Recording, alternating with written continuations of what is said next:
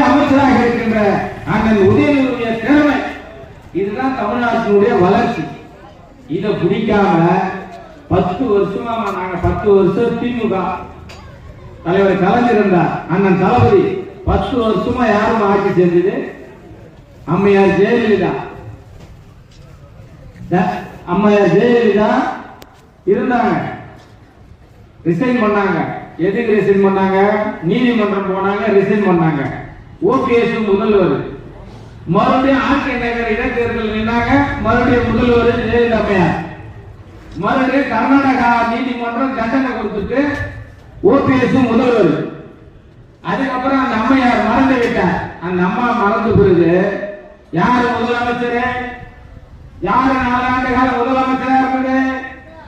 சசிகலா காலையில் உருண்டு முதலமைச்சரானது யாரு? எடப்பாடி பழனிசாமி. அவர் ஆட்சி பொறுப்பேற்ற உடனேமா சுனாமி வந்தது. நல்ல மனுஷன். சுனாமி வந்தது, கொரோனா வந்தது.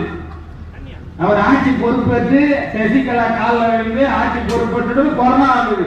கிட்டத்தட்ட தமிழ்நாட்டில் 30,000 பேர் செத்துருக்காங்க அந்த கொரோனாவில். யார் ஆட்சியில? எடப்பாடி ஆட்சியில. துப்பாக்கிக்கு சூடு தூத்துக்குடியில 13 பேரை செத்துருக்காங்க எடப்பாடி ஆட்சியில.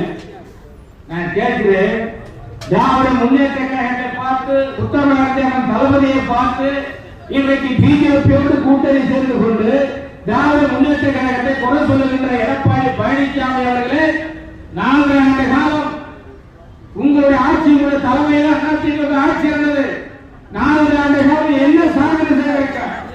எங்களால முடிந்தது ஃப்ரீ பஸ், எங்களால முடிந்தது மகளிர் உரிமை தொகை, எங்களால முடிந்தது காலை உணவு திட்டம், எங்களால முடிந்தது அரசு பள்ளிகளுக்கு தேர்வு பெற்று உயர்கல்வி படிக்கிற காலேஜ் படிக்கிற பசங்களுக்கு ஆம்பளை பசங்க 1000 ரூபாய், பொம்பளை பசங்க 1000 ரூபாய் போடுறோம்.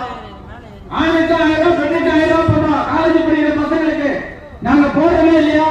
4 வருஷமா நீ என்ன கீச்ச? கொரோனாவுக்கு 5000 6000 கொடுத்துங்க, கொடுத்தியா?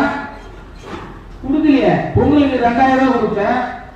ஆனா திராவிட முன்னேற்ற கழகம் பொறுப்பேற்ற பிறகு அண்ணன் தளபதி ஆட்சி பொறுப்பு 4000 கொடுத்தாரா இல்லையாமா? கொரோனா காசு கொடுத்துமா இல்லையா? எங்களை போய் குறை சொல்லுவதற்கு தகுதி இருக்குதா?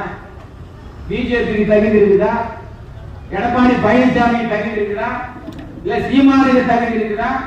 இப்போ ஒருத்தர் வந்திருக்காரு சார், அவர் சொல்றாரு, நான் அரசியலுக்கு ஏன் வந்தேன் தெரியுமா? ஒரு படத்துக்கு 300 கோடி ரூபாய் வாங்குவாராம். ஒரு படத்துக்கு